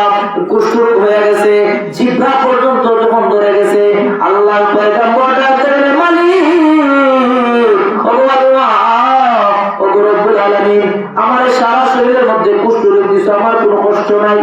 আল্লাহ তুমি আমার সব জায়গায় রোগ দিয়েছো আল্লাহ, আমার কোনো দুঃখ নাই, কিন্তু আমার এখন দুঃখ লাগতেছে তুমি আমার আগে জবানটা ঠিক রাখছিলা, জিহ্বা ঠিক রাখছিলা, আমি ওই জিহ্বা দ্বারা আল্লাহ আল্লাহ জিকির করেছি, আমি আল্লাহর উপাসনা করেছি, আমি আল্লাহর ইবাদত করেছি জিহ্বা দ্বারা। আল্লাহ আল্লাহ আমার জিহ্বাটা তুমি ভালো করে দাও আল্লাহ, আমার জিহ্বাটা তুমি কুষ্ঠ রোগ দ্বারা আমার নষ্ট করে দিও না, যেন তোমার জিকির ছাড়তে পারি না।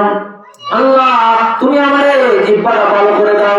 এই কথা বলার সাথে সাথে আল্লাহ বলেন যারে ও আমি আল্লাহ তোমার সেই কথা শুনিয়া আমি আল্লাহ তোমার মাফ করে দিলাম, যাও তুমি আমার আজ থেকে তোমার সারা শরীরের কুষ্ঠ রোগ ভালো করে দিলাম। আমরা কি তার থেকে আমরা বেশি রোগী? না, কখনো না। আল্লাহ বলেন তোমরা মিথ্যা কথা বলেছো, যাও তোমরা জাহান্নামের মধ্যে যাও। এই জন্য আমার দয়ার নবী মায়ার নবী ডাকতে বলেন রে উম্মতেরা, তোমরা আমার আল্লাহর যদি পাইতে চাও, আমি আমার যদি মহব্বত করতে চাও, আল্লাহ বলেন রাব্বুল আলামিন বলেন কুল ইন কুনতুম তুহিব্বুনাল্লাহ ফাত্তাবিউনি ইউহিব্বুকুমুল্লাহ ওয়া ইয়াগফির লাকুম যুনুবাকুম ওয়াল্লাহু গফুরুর রাহিম। আল্লাহ বলেন তোমরা যদি আমাকে ভালোবাসতে চাও, তাহলে আমি আমার নবীরে তোমরা অনুসরণ করো, মহব্বত করো, ভালোবাসো। নবীরে ভালোবাসলে কি আমাদের লাভ হবে না ক্ষতি হবে? লাভ হবে। আমার নবী যতদিন পর্যন্ত সুপারিশ না করবেন, ততদিন পর্যন্ত তুমি কিয়ামতের ময়দানে তোমার বিচার কাজটাই শুরু হবে না। আমার নবী যতক্ষণ পর্যন্ত জান্নাতে কদম না রাখবে, কোন নবী পয়গম্বর জান্নাতে যাইতে পারবে না। এ আমার নবী বাবারা, আল্লাহ পাক রব্বুল আলামিন কিয়ামতের ময়দানে সমস্ত মানুষ যখন উঠে যাবে, সমস্ত মানুষ ইয়ামতি করবে, সূর্যটা অর্ধহাত মাথার উপরে আসবে, ওই সময় মানুষ এমন ভাবে তার মাথার মগজ কোলে কোলে মাথার ঘাম পড়ে পড়ে, কেউ আঁটু পানি হবে, কেউ গলা পর্যন্ত হবে। ওই সময় সমস্ত মানুষ পথ হারাইয়া যাবে, কেউ কারো চিনবে না। ওই সময় কিয়ামতবাসীরা বলবে যাই তো আমরা আমাদের আদম নবীর কাছে, যে আদম নবী তো আমাদের বাবা, তার কাছে বললে মনে হয় আল্লাহ বিচার কাজটা শুরু করে দিবেন। এই বলে সমস্ত কিয়ামতবাসীরা আল্লাহর দরবারে যাবে। আল্লাহর পয়গম্বর আদম আলাইহিস সালামকে বলবেন বাবা গো, আপনি তো আমাদের বাবা, আপনি একটু সুপারিশ করেন না আল্লাহর কাছে, আল্লাহ যেন আমাদের বিচারটা শুরু করে দেয়। এই বলে অন্যতে আদম আলাইহিস সালাম বললেন আমার সন্তান না, আমি পারবো না, আমার সাহস নাই। আল্লাহ যদি জিজ্ঞাসা করেন ওরে আদম তোরে দুনিয়ায় পাঠাইছিলাম, তোর আমি নিষেধ করেছিলাম গন্ধম ফল খাইতে না, তুই কেন খাইলি? এটা জবাবটা দে। ও তার আগে আমি আমার জবাবটা দে, আমি তোরা তো নিষেধ করেছিলাম। এই সময় আল্লাহর পয়গম্বর আদম বলেন না না না, আমি পারবো না, আমার সাহস নাই। যাও আমি এমন একজন নবীর নাম বলে দে, ওই নবীরে তোমরা বলো। বলবেন যাও তোমরা ইব্রাহিম নবীর কাছে যাও। ইব্রাহিম থেকে বলো, ইব্রাহিম আল্লাহ খলিলুল্লাহ, আল্লাহর তার মহব্বত করে। ইব্রাহিম আলাইহিস সালাম সুপারিশ করলে মনে হয় আল্লাহ সুপারিশটা কবুল করবে।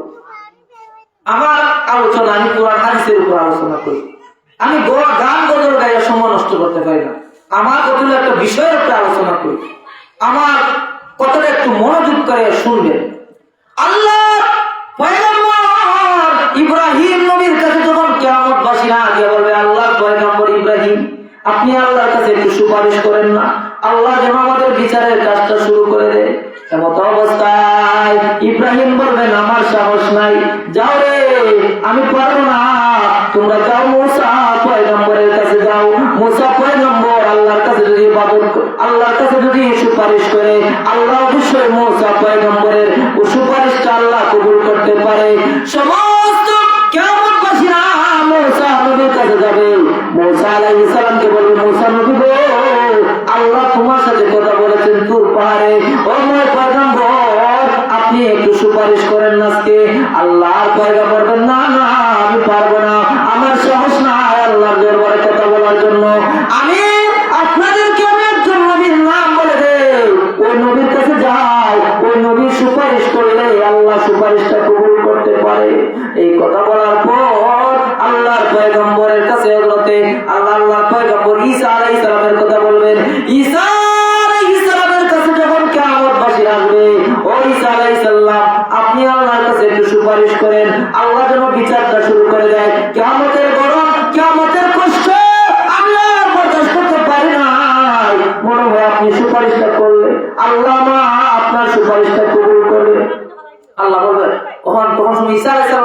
না আমি পারবো না, তোমাদেরকে আমি একজন নবীর নাম বলি, ওই নবী যদি সুপারিশ করে আল্লাহ তার সুপারিশ কবুল করবে। সুবহানাল্লাহ।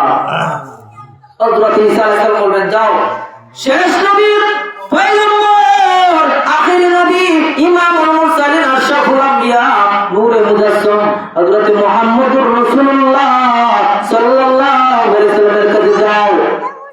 সমস্ত কিয়ামতবাসীরা যখন আল্লাহর পয়গম্বরের কাছে যাবে, বলবেন নবী গো, আপনি তো উম্মতের জন্য এত কান্না করছেন, এত কষ্ট করেছেন, আজকে আমরা এত মুসিবতের মধ্যে আর পারতেছি না কষ্ট আর সহ্য করতে, আমাদের মাথার উপর সূর্যটা অর্ধ হাত উপরে এসেছে, মাথা এমন গরম হয়ে গেছে। ও আল্লাহর নবী, আজকে তো আমরা 2,88,000 মাইল দূরে ওই আমাদের সূর্যটা আল্লাহ পাক রব্বুল আলামিন ফেরেশতার মাধ্যমে সূর্যের মধ্যে পানি ঢালাইছে, সূর্যটা উল্টা ফিরের মধ্যে রাখছে, আর আল্লাহ পাকের যে সূর্যের মাধ্যমে এত গরম আছে ওই ফিরটা উপর দিকে রাখছে, কিয়ামতের ময়দানে আল্লাহ ঘুরাইয়া অর্ধ হাত মাথার উপরে রাখবে, যখন তখন কি হবে? আল্লাহ রাসূল সাল্লাল্লাহু আলাইহি ওয়াসাল্লাম বলেন, তখন সময় মানুষ দিশে হারা হয়ে যাবে, ওই সময় আমি আল্লাহর দরবারে সিজদায় পড়ে যাব। আল্লাহ নবী বলেন, তখন আমি কোন ভাবে আমি আল্লাহর প্রশংসা করব আমরা জানি নাই, কিয়ামতের ময়দানে আল্লাহ স্মরণ করে দিবে। আল্লাহ রাসূল সাল্লাল্লাহু আলাইহি ওয়াসাল্লাম সিজদায় পড়ে উম্মতি উম্মতি বলে কাঁদবেন। আল্লাহ বলেন, ও বন্ধু আমার, ও নবী আমার, হাবিব আমার, আমি আপনার দুনিয়ায় উহুদের ময়দানে তো কাঁদছেন, দান দান মুবারক শরীর খুব শহীদ করেছেন, রক্ত মুবারক ঝরাইছেন, ও পয়গম্বর তায়েফের ময়দানে আপনি রক্ত ঝরাইছেন, ও পয়গম্বর আজকে কিয়ামতের ময়দানে আমি আপনার খানদানের জন্য আনি নাই, ও পয়গম্বর আমি আল্লাহ পাক রব্বুল আলামিন আজকে আপনাকে ওয়ালাল আখিরাতু খায়রুল লাকা মিনাল উলা, আমি আল্লাহ দুনিয়া থেকে তোমাকে আখিরাতে উত্তম জায়গা দান করলাম, উত্তম জিনিস দান করলাম। আল্লাহ কি উত্তম জিনিস দান করেছেন?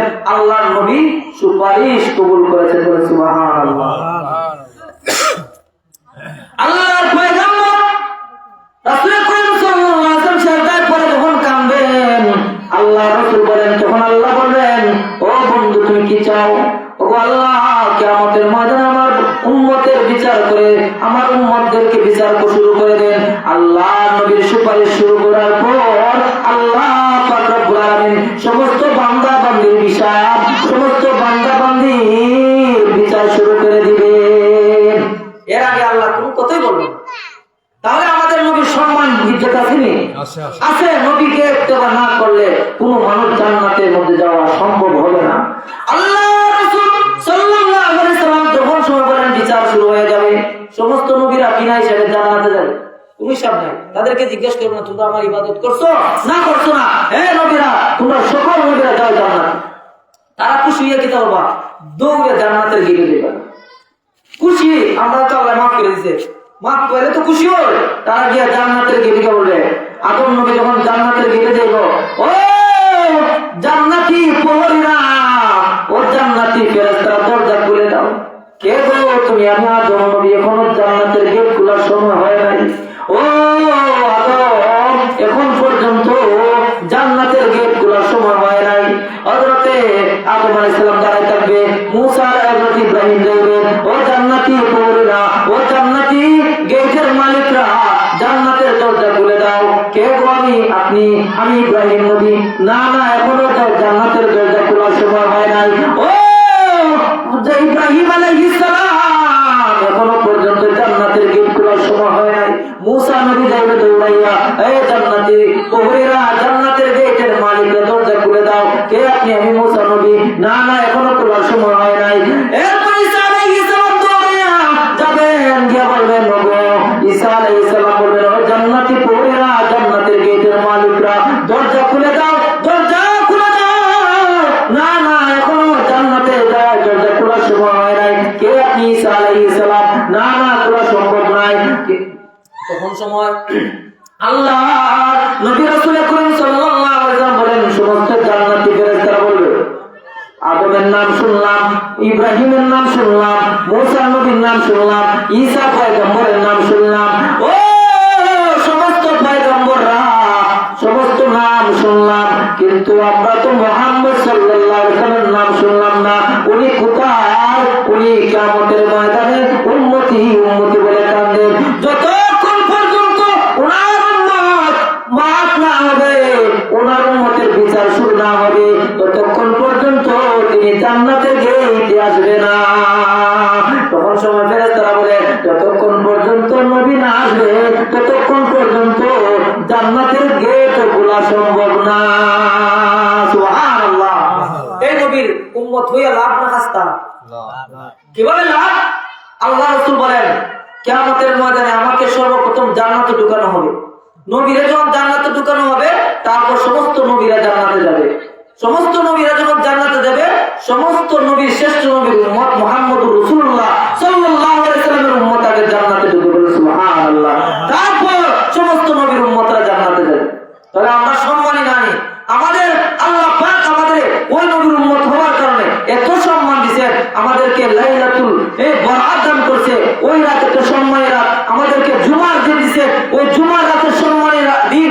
ওই আল্লাহ পাক লাইলাতুল কদর দান করছে, লাইলাতুল কদরের বিনিময়ে আল্লাহ আমাদেরকে আমার গুনাহ মাফ করবেন। এটা সম্মানী রাত।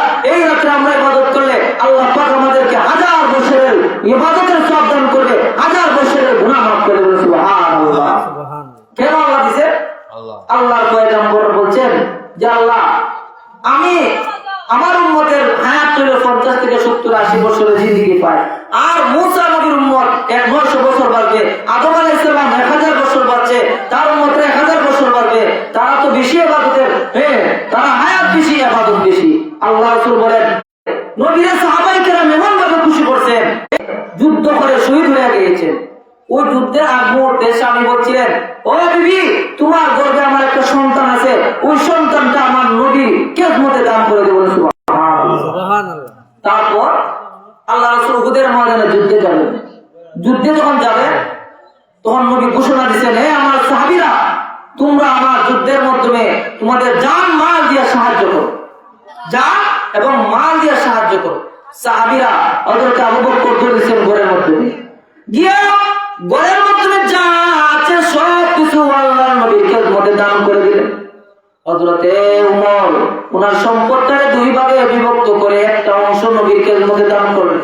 হযরতে উসমান সমস্ত সম্পদের 3 ভাগে 1 ভাগ করে নবীর খেদমতে দান করলেন।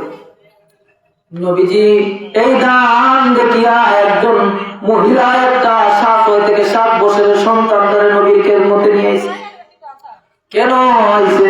মহিলাটা ঘরের মধ্যে গিয়া দেখে কোনো কিছু নবীর কাছে দান করার মতো নাই। ঘরের মাধ্যমে কোনো কিছু নবীর কাছে দান করতে পরিমাণ তার সম্পদ নাই।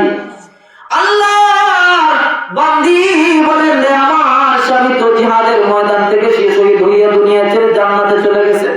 আমার একটা সন্তান 6 থেকে 7 বছরের, ওই সন্তানটারে আমার নবীর যুদ্ধের খেদমতে দান করে দিব। আল্লাহ নবী রাসূল করিম সাল্লাল্লাহু আলাইহি ওয়াসাল্লাম বলেন, ওই মহিলাটা সন্তান নিয়ে লাইনের মধ্যে দাঁড়াইছে। সাহাবীরা বলেন, মহিলা গো, এটা মহিলাদের লাইন নাই, মহিলাদের দরবার দরকার নাই, সেখানে চলে যাও। না না, আমি আমার নবীর কাছে একটা কথা বলতে চাই, নবীর সাথে দেখা করতে চাই। এরপর রাসূল করিম সাল্লাল্লাহু আলাইহি ওয়াসাল্লামের সাহাবীরা একটু সাহায্য দিছে, গিয়া বলে, নবীজি আমি ঘরে গেলাম, ঘরের মাধ্যমে আমি কিছু সাহায্য করব, তো আপনার দরবারে আমার এত পরিমাণ সম্পদ নাই, টাকা নাই।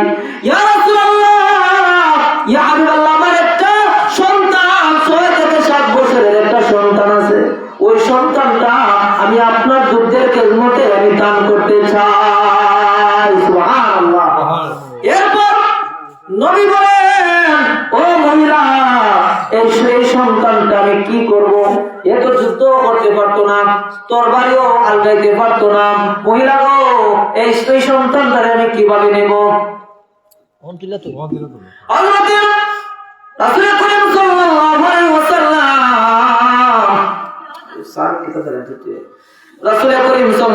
আলাইহি ওয়াসাল্লাম বলেন,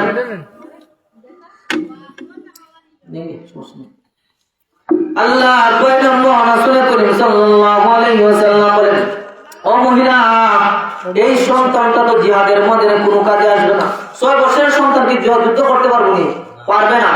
কিন্তু মহিলা বলে, ইয়া রাসূলুল্লাহ, আপনাকে যখন কাফের বেঈমানরা তীর চালাবে, অস্ত্র চালাইবে, আমার এই সন্তানটা অস্ত্রের মোকাবেলা করে দিবে। সুবহানাল্লাহ। কেন আপনি ধরবেন? তারপরে যেন আপনার শরীর মুবারকের মধ্যে একটা অস্ত্রের দাগ যেন না লাগে, একটা আঘাত যেন না লাগে। ইয়া রাসূলুল্লাহ, আমার এই সন্তানটা আপনাকে রক্ষা করতে করতে সে যেন আল্লাহর জান্নাতে শহীদ হইয়া দুনিয়া থেকে বিদায় হয়ে যায়। নবীজি বলেন, না, নেওয়া যাবে না, তোমার মিশ্র সন্তানদের নিয়ে যাও। আল্লাহর নবী যখন এইভাবে বাধা দিলেন, সন্তানটা বলে, মা গো, আমি নবীর সাথে 2টা কথা বলতে চাই, আমার নবীর কাছ থেকে অনুমতি নিয়ে আসো। এখন মহিলা কয়, ইয়া রাসূলুল্লাহ, আমার সন্তান 2টা কথা বলতেছে আপনার সাথে।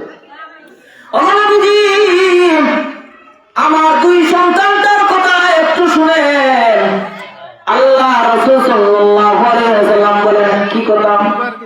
ও ইয়া রাসূলুল্লাহ, ইয়া হাবিবাল্লাহ, ও নবীজি, আমি দেখেছি আমার মা যখন ঘরের মধ্যে রান্না করেন, আমার কথাটা লক্ষ্য করেন, ঘরের মধ্যে যখন রান্না করেন, রান্না করতে গিয়া আগে সর্বপ্রথম ছোট ছোট লাকড়ি দেন, ছোট ছোট লাকড়ি দেন, দিয়া পাতলা পাতলা লাকড়ি দিয়ে আগুন ধরাই দেয় চুলার মধ্যে। ও নবীজি, তারপর আগুন যখন ধরে যায়, তখন সময় আল্লাহর নবী বলেন, ওই সাহাবী বলেন, ও সাহাবী, ইয়া রাসূলুল্লাহ, তখন আমার মা বড় বড় লাকড়ি চুলার মধ্যে দেয়, তখন আগুন ধরে। ও নবীজি, আপনি আমাকে সর্বপ্রথম উহুদের ময়দানে যুদ্ধের মধ্যে ছেড়ে দিবেন, যুদ্ধের ময়দানে আমি শাহাদাত হইয়া রক্তটা জমির মধ্যে পড়ে যাবে, আমার রক্ত দেখে উমরের শরীরে রক্ত গরম হয়ে যাবে, আবু বকরের শরীরে রক্ত মুবারক গরম হয়ে যাবে, উসমানের রক্ত গরম হয়ে যাবে, আর তাদেরকে ছেড়ে দিবেন জিহাদের ময়দানে। আমার সমস্ত সাহাবায়ে কেরাম যুদ্ধ করে করে আপনার দ্বীন কায়েম করবে। সুবহানাল্লাহ। সাহাবায়ে কেরাম যেভাবে আল্লাহর নবীর মহব্বত করছে, তেমনি ভাবে আমরা মহব্বত করতে হবে, জান দিয়া মাল দিয়া। নবীর জান দিয়া মাল দিয়া মহব্বত করতে হবে। মুখে মুখে বললে মহব্বত হয় নাই, অন্তর দ্বারা মহব্বত করতে হবে। আল্লাহ পাক রব্বুল আলামিন ডাকতে বলেন, ও উম্মতেরা রে, ও আমার বান্দা বান্দিরা, তোমরা যদি আমার ভালোবাসতে চাও, আমার মহব্বত করতে চাও, তাহলে আমার নবীর মহব্বত করো, অনুসরণ করো, অনুকরণ করো। যে নবী বলেন আমার অনুসরণ কিভাবে করবা? আমার সাহাবায়ে কেরাম যেভাবে আমার অনুসরণ অনুকরণ করছে, তেমনি ভাবে তোমরাও আমার অনুসরণ অনুকরণ মহব্বত ভালোবাসো। আল্লাহ রাসূল সাল্লাল্লাহু আলাইহি ওয়াসাল্লামের একজন ছোট সাহাবী বশীর ইবনে উকবা রাদিয়াল্লাহু তাআলা আনহু, একজন ছোট সাহাবী, তিনি কি করছেন? নবীজি যুদ্ধের ময়দান থেকে, উহুদের ময়দান থেকে বাড়িতে আসতেছেন, এমত অবস্থায় বশীর ইবনে উকবা নবীরে দেখিয়া সন্ধান হয়, বাপ এমন ভাবে বশীর ইবনে উকবা দাঁড়ায় আছেন। নবীজি যখন কাছে আসলেন, ইয়া রাসূলুল্লাহ, ইয়া হাবিবাল্লাহ, আপনি তো যুদ্ধের ময়দান থেকে বাড়ি ফিরলেন, আপনার সাথে আমার আব্বা যুদ্ধের ময়দানে গিয়েছিলেন, আপনি আসলেন, আমার আব্বা তো যুদ্ধের ময়দান থেকে কোনো আসেন নাই, কোথায় আমার আব্বা? নবী বলেন, কোনো কথা বলেন নাই। বশীর ইবনে উকবা ডান দিকে বাম দিকে গেছে, গিয়ে বলে, ইয়া রাসূলুল্লাহ, ইয়া হাবিবাল্লাহ, আপনি জিহাদের ময়দান থেকে বাড়িতে ফিরলেন, আমার আব্বা আপনার সাথে গেলেন, আপনি আসলেন, আমার আব্বা তো এখন আসেন নাই, আমার আব্বা কোথায়? তখন সময় বশীর ইবনে উকবার কোনো কথা বলেন না, কিভাবে আমি তার বুঝ দিব? আসমানের দিকে তাকাইয়া রইলে নবীজির পা মুবারক ধরে বলেন, ওগো আল্লাহর নবী, ওগো আমার নবী, আমার আব্বা জিহাদের ময়দান থেকে আসলেন, আপনি আমার আব্বা এখন পর্যন্ত জিহাদের ময়দান থেকে আসলেন না, আপনি আসলেন, আমার আব্বা কোথায়? তখন সময় রাসূল করিম সাল্লাল্লাহু আলাইহি ওয়াসাল্লাম বলেন, বশীর ইবনে উকবা, তোমার আব্বা জিহাদের ময়দানে আমার আল্লাহর জন্য, দ্বীনের জন্য, কোরআনের জন্য শাহাদাতের পেয়ালা গ্রহণ করে দুনিয়া থেকে বিদায় হয়ে গেছে। ও বশীর ইবনে উকবা, তোমার আব্বা দুনিয়ায় নাই। তখন বশীর ইবনে উকবা কয়,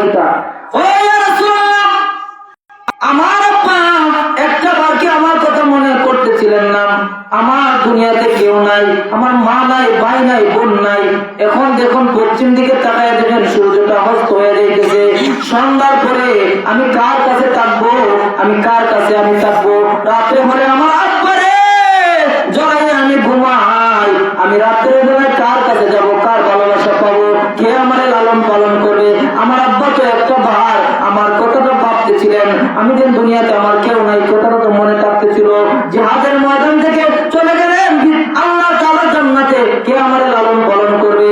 নবীর চোখ মুবারক দিয়ে পানি ঝর ঝর করে করে কান্দেন। ওরে বশির ইবনে উকবা, আর কান্দিস না, আর আমার সামনে কথা বলিস না, আমি রাসূল তো এখন পর্যন্ত দুনিয়ায় বেঁচে আছি। আজ থেকে বশির ইবনে উকবা রে, আমি আল্লাহ রাসূল তো আব্বা হয়ে গেলাম।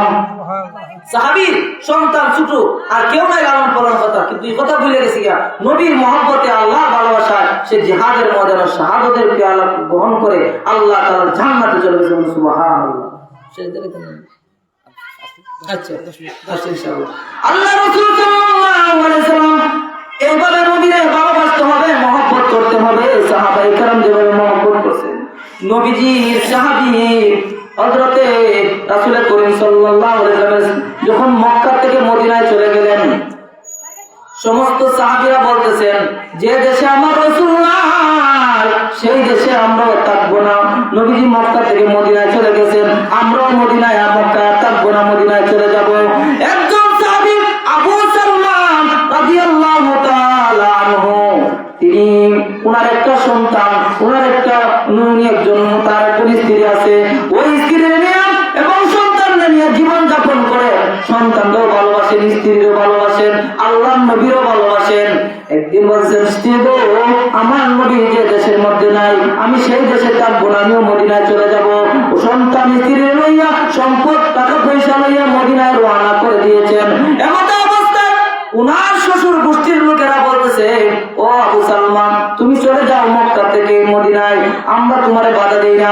তোমার কাছে আমাদের একটা কন্যা সন্তান বিবাহ দিয়েছিলাম, ওই সন্তানটারে আমরা তোমার নিয়ে যাইতে দিব না, আমার মেয়েদেরকে রেখে দিব, তুমি চলে যাও। মানে বউরে রেখে দিতেছে শ্বশুর বাড়িতে, না তুমি মক্কা চলে, মদিনায় চলে যাও, আমাদের মেয়ে রেখে দিব না। এখন তিনি জবাব দিন, আপনাদের দিকে ঘুরে আসে, বসেন একটু আগে বসেন, সুন্দর হবো। আল্লাহ নবী রাসূল করিম সাল্লাল্লাহু আলাইহি ওয়াসাল্লামের সাহাবী বলেন, রে আমার শ্বশুর গোষ্ঠীর লোকেরা শোনো, ও আমার শ্বশুর বাড়ির লোকেরা শোনো, খোদার কসম করে বলি, আমার স্ত্রীর আমি ভালোবাসি, মহব্বত করি, এর চেয়ে কোটি কোটি গুণ আমার নবীর মহব্বত করি। এখন আইছে নিজের গোষ্ঠীর লোকেরা, তোমার একটা সন্তান, এটা আমাদের গোষ্ঠীর ফৌদি, এটা আমাদের গোষ্ঠীর একটা ভবিষ্যৎ, তুমি চলে যাও, তোমার সন্তান আমরা রেখে দেব। এখন গোষ্ঠীর আমাদের আছে কিনা, আমার গোষ্ঠীর লোকেরা খোদার কসম করে বলি, আমার স্ত্রীর আমি ভালোবাসি, মহব্বত করি, আমার সন্তানকে আমি মহব্বত করি, ভালোবাসি, কিন্তু হচ্ছে কোটি গুণ আমার স্ত্রীর আমি ভালোবাসি, আমার নবীরে ভালোবাসি। কিভাবে ভালোবাসেন? একদিন স্বামীরে বলতেছেন, ও স্বামী আমার, উম্মে সালমা বলতেছে, ও স্বামী, আমি আপনার আমার ভালোবাসেন আপনি? হ্যাঁ তোমারে ভালোবাসি। আপনার সন্তানকে ভালোবাসেন? হ্যাঁ বাসি। তাহলে আমাকে যদি ভালোবাসেন, ও স্বামী, একটা ওয়াদা করেন যে তুমি যদি, আমি যদি তোমার আগে মারা যাই, দুনিয়া থেকে স্ত্রী বলতেছে, আমি যদি তোমার আগে মারা যাই, তাহলে তুমি দ্বিতীয় স্ত্রী আর গ্রহণ করবেন, একটা ওয়াদা করো। তখন আবু সালমা বলতেছেন, যাও, তুমি যদি আমার আগে মারা যাও, তাহলে আমি আর দ্বিতীয় স্ত্রী আর গ্রহণ করবো না, তোমার মহব্বতে আমি সারাটা জীবন কাটাই দিই। স্বামী, আমি ওয়াদা করলাম, তুমি যদি আমার আগে মারা যাও, আমিও আর দ্বিতীয় স্বামী গ্রহণ করব না। কারণ স্বামী স্ত্রী মহব্বত তুই কথা বল না, তাহলে বলবো আমি আর একটা বউ নি মরে একটা বিয়ে করতাম, আর বউ হয় এটা যদি মরতো তাহলে আমি আর একটা বিয়ে বইতাম, এই ধরনের আছে না? কিন্তু স্ত্রী বলেন, না, আমার স্বামী রে, আমি আমার আগে যদি মারা যায়, আমি আর দ্বিতীয় স্ত্রীর স্বামী গ্রহণ করবো না। ঘটনাক্রমে হযরতে আবু সালমান বলতেছেন, ও আমার শ্বশুর গোষ্ঠীর লোকেরা, নে তোমাদের মেয়েরা রেখে দাও, ও আমার গোষ্ঠীর লোকেরা, আমার সন্তান রেখে দাও, সব রেখে দাও, আমি আবু সালমা আমার নবীর খেদমতে আমি মদিনায় চলে যাব, মদিনায় চলে যাব, নবীরে দেখলে আমার কলিজা ঠান্ডা। গিয়া তিনি কি করলেন, সন্তান স্ত্রী রাখিয়া সব চাইয়া মদিনায় নবীর মতে গিয়া নবীর দিকে মুস্কি মুস্কি আসে, ইয়া রাসূলুল্লাহ, ইয়া হাবিবাল্লাহ, আমার সন্তান রেখে আসছি, সম্পদ রেখে আসছি, বউ রেখে আসছি গো নবীজি, যে মাত্র আপনার চেহারা দেখলাম সব কষ্ট চলে গেছে, আমার কলিজা মুবারক ঠান্ডা হয়ে গেছে। আর নবীজি কি করেন, আবু সালমার মহব্বত থেকে নবীজি কাঁদেন, হায় রে আমার আবু সালমা কত ভালোবাসে, কত মহব্বত করে। এ আবু সালমা, আমি রাসূল তোর সাক্ষী রেখে বলতেছি, তুই আবু সালমা কিয়ামতের ময়দানে আমার সাথে আল্লাহ তাআলার জান্নাতের মধ্যে প্রবেশ করবেন। সুবহানাল্লাহ। এখন তার বিবি স্বামীর মহব্বতে ভালোবাসায় কাঁদতে কাঁদতে শুকায় যাওয়া দিচ্ছে। সন্তানও মার দেখা পায় না, বাবার দেখা পায় না, না খাইতে খাইতে শুকাই দিচ্ছে, কঙ্কাল হয়ে গেছে। গোষ্ঠীর লোকেরা বলেছে, যাক এর থেকে সন্তানের তার মার কাছে গেলে, আর শ্বশুর গোষ্ঠীর লোকেরা বলেছে এর থেকে তার স্বামীর কাছে চলে যাও। এখন উম্মে সালমা কি করতেছে, সন্তান বেরিয়া মদিনায় প্রবেশ করতেছে। হঠাৎ মদিনায় যখন প্রবেশ করে একজন ঘোষক দিয়া বলে, রাজ্যে বলে, রে মদিনার লোকেরা কোথায় আছো? মক্কা থেকে সন্তান হারাইয়া বিবি হারাইয়া আবু সালমা মদিনায় এসেছিল, ওই আবু সালমা আজ দুনিয়ায় নাই, আবু সালমার জানাজার নামাজে শরীক হয়। স্ত্রী শুনে না, আমার আবু সালমা হইতে পারে, অন্য কোন আবু সালমা হয়, বিশ্বাস করে না।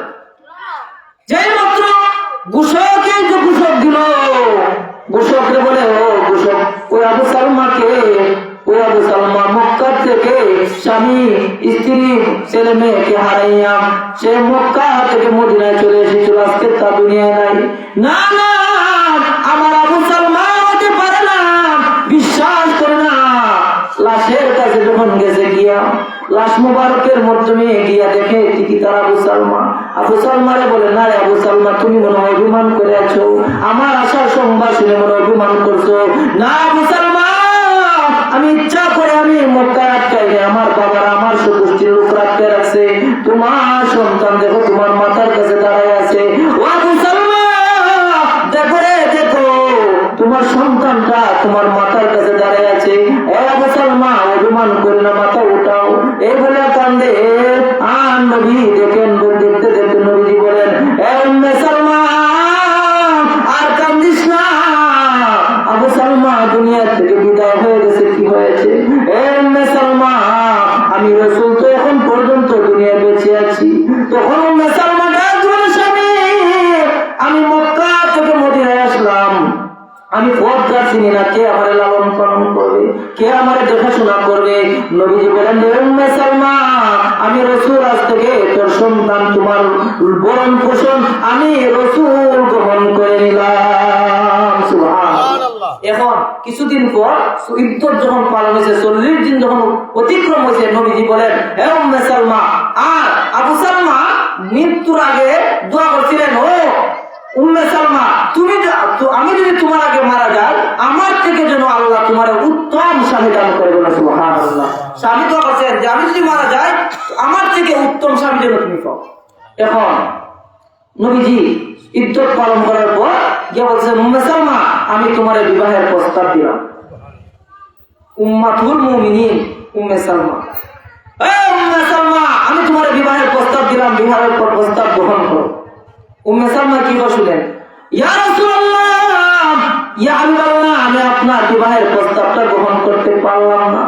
নবী গো, আমি আবু সালমার সাথে বারবার অভিমান করতাম, আমি একটু রাগ দেখাইতাম, আর আবু সালমার সাথে রাগ দেখাইছি। যদি আপনি নবীর সাথে আমি রাগ দেখাই, অভিমান করি, আপনি তো বেজার হবেন, তাই না শুধু আল্লাহ পর্যন্ত বেজার হয়ে যাবে। আল্লাহ বেজার হয়ে গেলে আমি উম্মে সালমার জন্য জাহান্নাম ছাড়া কোনো গতি নাই। ইয়া রাসূলুল্লাহ, আমি আপনার বিবাহের প্রস্তাব গ্রহণ করতে পারলাম না। নবীজি বলেন, উম্মে সালমা, তুমি যতই না কেন আমার সাথে অভিমান করো, যতই রাগ করো, আমি রাসূলের দিনও বেজার হব না। তারপর বিবাহের প্রস্তাব তুমি গ্রহণ করো। ইয়া রাসূলুল্লাহ, বুঝলাম, গ্রহণ করলাম। আরেকটা শর্ত হলো, আমার সন্তান আছে, আমার আবু সালমার ঘরের মধ্যে একটা সন্তান আছে, এই সন্তান তো দ্বিতীয় স্বামী গ্রহণ করে না। ইয়া রাসূলুল্লাহ, আপনি আমার এই সন্তান তো গ্রহণ করবেন না, এই সন্তানটা যদি আমি রেখে আপনার কাছে বিবাহ বসি, কিয়ামতের ময়দানে আমি আমি গ্রহণ করব না। নবীজি বলেন, হে উম্মে সালমা, আমি তোমার এই সন্তান সহ গ্রহণ করতে চাই, কারণ আমি বিবাহের জন্য আসি নাই। হে উম্মে সালমা, আমি তোমাদের দায়িত্ব নেওয়ার জন্য এসেছি। বলে সুবহানাল্লাহ। আল্লাহ নবী রাসূল করিম সাল্লাল্লাহু আলাইহি সাল্লাম বলেন, ওই উম্মে সালমা এবং আবু সালমার কত মহব্বত ভালোবাসা ছিল। হযরত আবু সালমা যখন দুনিয়া থেকে বিদায় হয়ে গেছেন, নবীজি বলেন, হে সাহাবায়ে কেরাম, আবু সালমার জানাজার নামাজ আমি রাসূল পড়াবো। আবু সালমার জানাজার নামাজ যখন নবীজি পড়াইছেন, পড়ানোর পর নবীজি দেখেন সাহাবায়ে কেরাম দেখেন উকি উকি দিয়াতেন, বুইরাঙ্গল মোবারক দিয়ে আসতেছেন। আবু বকর বলেন, ইয়া রাসূলুল্লাহ, ইয়া হাবিবাল্লাহ, ও নবীজি, দুনিয়ার মধ্যে এত জায়গা থাকতে আপনার পা মুবারকটা কেন পালান না? আপনি ভুইরাঙ্গল মুবারক দিয়ে কেন উকি দিয়ে আসতেছেন? নবী বলেন, সাহাবী আবু বকর, শুনো রে, আমার আবু সালমা দুনিয়া থেকে বিদায় হয়ে গেছে। আমার আল্লাহ পাক আবু সালমার ইন্তেকালে এত খুশি হয়েছেন, আল্লাহ পাক রব্বুল আলামিন খুশি হইয়া তার জানাজার নামাজে আসমান থেকে এত পরিমাণ ফেরেশতা জমিনের মধ্যে অবতীর্ণ হয়েছে। ওই আবু সালমার জানাজার নামাজের তো পরিমাণ আল্লাহ পাকের রহমতের ফেরেশতা জমিনে আগমন করছে। আমি রাসূল জমিনের মধ্যে পা মুবারককে চাপ দিয়ে পালাবো, এই পরিমাণ জায়গা আমি নবী দেখি না। সুবহানাল্লাহ। আল্লাহর রহমতের ফেরেশতা তার জানাজার নামাজের মধ্যে শরীক হয়েছে। এই জন্য আমরা যদি আল্লাহর মহব্বত করতে চাই, নবীরে অনুসরণ করতে হবে, নবীরে মহব্বত করতে হবে, ভালোবাসতে হবে। নবীরে কিভাবে মহব্বত করতে হবে? নবীর সাহাবায়ে কেরাম যেভাবে আল্লাহ রাসূলের ভালোবাসেন, মহব্বত করছেন, সেইভাবে যেন আমরা ইবাদত করতে পারি, সেইভাবে যেন আমরা আল্লাহর নবীর সুন্নাত পালন করতে পারি। আল্লাহ পাক যেন আমাদেরকে তৌফিক দান করেন, বলেন আমিন। অনেক সময় আলোচনা করেছি, আল্লাহ পাক যেন আমাদেরকে এই আলোচনা কবুল করে নেয়। এখনো যারা বাড়ি ঘরের মধ্যে আছেন, আমি তাদেরকে অনুরোধ করবো, মাহফিলের মধ্যে এসে জীবনের গুনাহগুলো মাফ করে যান এবং আল্লাহ রাসূল সাল্লাল্লাহু আলাইহি ওয়াসাল্লামের মহব্বতে চলে আসেন, আল্লাহর মহব্বতে চলে আসেন। এই জায়গার মধ্যে উলামায়ে কেরামের চেহারা দেখলে জীবনের সগীরা গুনাহগুলো মাফ হয়ে যাবে। সুবহানাল্লাহ। আমার আলোচনা শেষ করলাম। ওয়া আলহামদুলিল্লাহি রাব্বিল আলামিন।